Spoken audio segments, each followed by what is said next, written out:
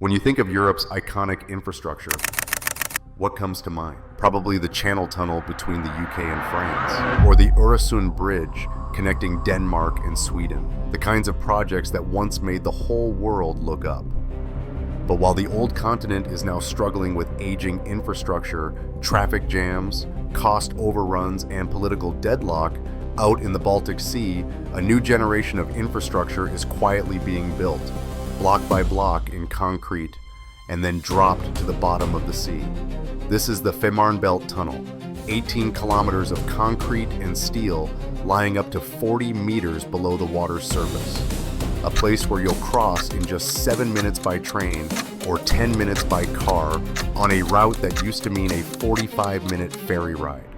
Today, we're going deep into the Fehmarnbelt Megaproject and answering a big question: how can Europe still build something this crazy in an era of tight budgets and political division? If you stay until the end, you'll see how a tunnel under the sea can quietly redraw the economic and logistics map of all of Northern Europe. In the second half of the 20th century, Europe was the symbol of infrastructure miracles. The Autobahn in Germany, the TGV high-speed trains in France, bridges, seaports, and dense railway networks weave countries together. GDP was growing, the single market was expanding, and hundreds of millions of people could move with just a train ticket. But stepping into the 21st century, the picture isn't as bright. Many cross-border rail lines turned into bottlenecks. Freight trains wait for passenger trains. Ferries wait for the wind. Logistics costs keep creeping up, while public budgets are stretched by public debt, an aging population, energy crises, and geopolitical shocks. In that context, Northern Europe and the Baltic region chose a different path. Instead of just patching up old ferry routes, they decided to build an entirely new layer of infrastructure under the sea, at a speed and scale that makes even Europeans rub their eyes in disbelief. Right in the middle of the Fehmarnbelt Strait, that cold stretch of water between Germany's Fehmarn Island and Denmark's port of Rødbyhavn, a new giant is taking shape: the Fehmarnbelt Tunnel. Here's what this project looks like. Length: about 18 kilometers of tunnel under the Baltic Sea.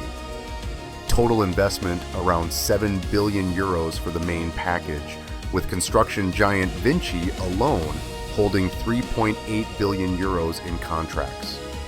Construction period: from the early 2020s, with completion planned for 2029. Record: the world's longest and deepest immersed tunnel that carries both road and rail. Before Fehmarnbelt existed, the connection between Scandinavia and the rest of Europe here depended on ferries. About 45 minutes of waiting and crossing, delays, weather risks, and a major choke point on the north-south transport corridor. Now, with just 7 minutes by train or 10 minutes by car under the sea, Fehmarnbelt turns a boring ferry crossing into a high-speed corridor, pulling Copenhagen, Hamburg, and the entire Nordic logistics network closer together. On paper, a tunnel sounds simple. You dig a trench, place the tunnel inside, fill it back in, and let vehicles drive through. It sounds easy. But doing that for 18 kilometers under the sea at depths of 35 to 40 meters is something else entirely. First, engineers had to bring in about 70 vessels to dredge an 18-kilometer trench in the Baltic seabed, removing roughly 12 million cubic meters of soil and rock, close to 424 million cubic feet. That entire trench has to be accurate down to centimeters, because a tiny error at the start can turn into a disaster of tens of meters off target at the end. Next, instead of boring a tunnel underground, they precast huge tunnel elements on land. 79 standard elements and 10 special ones. Each standard element is about 217 meters long, 42 meters wide, 10 meters high, and weighs around 73,000 tons. In total, the project consumes about 360,000 tons of reinforcement steel, close to 50 times the metal structure of the Eiffel Tower. These elements are cast at a massive onshore factory on the Danish coast, inside a construction site roughly the size of 373 football fields. Once finished, each element is sealed at both ends, towed out to sea on special barges, then slowly sank into the trench and connected to the previous one, like playing with giant Lego pieces underwater. On paper, Fehmarnbelt is just a multi-billion euro project, but behind it is a whole financial machine. The Danish state takes the lead, with support from the European Union, because this tunnel is a critical link in the continent-wide transport network. Future revenue will come from rail infrastructure fees, road tolls, time and fuel savings, and the wider economic value it generates. The payback period is modeled across multiple scenarios, from logistics growth and tourism to shifting some cargo flows away from competing routes. Everything is designed so that this tunnel doesn't just survive technically for 120 years, but also stands firm financially in a Europe that's constantly changing. Economically, Fehmarnbelt helps save millions of hours of travel time every year. A 45-minute ferry trip turns into a 7 to 10-minute tunnel crossing. Trucks no longer wait in line. Freight trains no longer wait for ferry schedules. That means lower logistics costs, less fuel burned for nothing, and a much smoother supply chain between Germany, Denmark, Sweden, and Norway.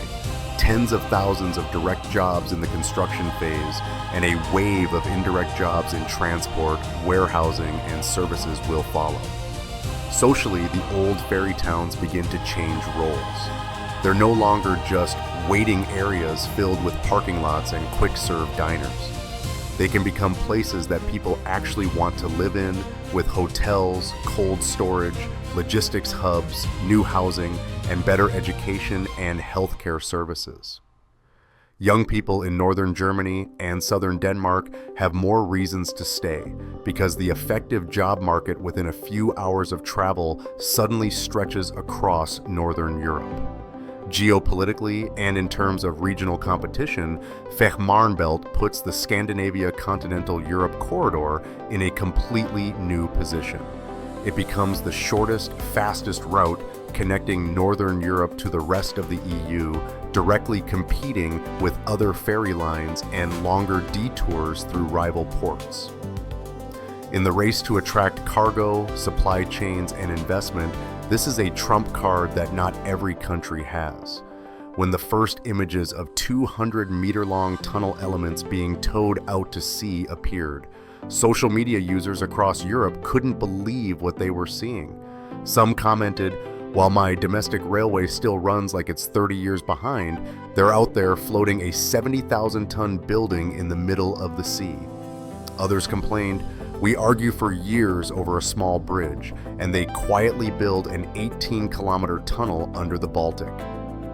On news programs and talk shows, experts had to admit, Fehmarnbelt proves that when Europe really wants to, it can still deliver century-scale projects. Some newspapers even called it Europe's final exam in organizing large-scale infrastructure. All of those comments point to one thing: Fehmarnbelt is not just a tunnel. It's proof that Northern Europe still has world-class technical, financial, and organizational capability. From far away, Fehmarnbelt might look like just another long line on Europe's infrastructure map. But up close, it's a test of long-term vision for Danish and German leaders, a measure of investor confidence in the future of the Northern Europe corridor, and a mirror reflecting how serious a region is about the future of its logistics and trade. From a strait once seen as a natural barrier dependent on ferries and weather, Northern Europe has turned it into a high-speed gateway for an entire economic region. The message is clear: no terrain's too difficult, only vision that doesn't reach far enough and political will that doesn't hold long enough. From the Fehmarnbelt Tunnel to other projects like the Lyon-Turin line through the Alps, offshore wind clusters in the North Sea, and even ideas for floating tunnels in Norway, all of these are coming together into a new picture. Europe isn't just the world's museum. It's still quietly rewriting the rules for global transport infrastructure. So what about you? What surprised you most in this story? 40 meters under the sea, 18 kilometers of concrete tunnel, or the ambition to keep it running for at least 120 years? If you found this video useful, drop a comment, hit like, and subscribe to the channel so we can meet again in the next episodes about the mega projects that are quietly shaping the 21st century.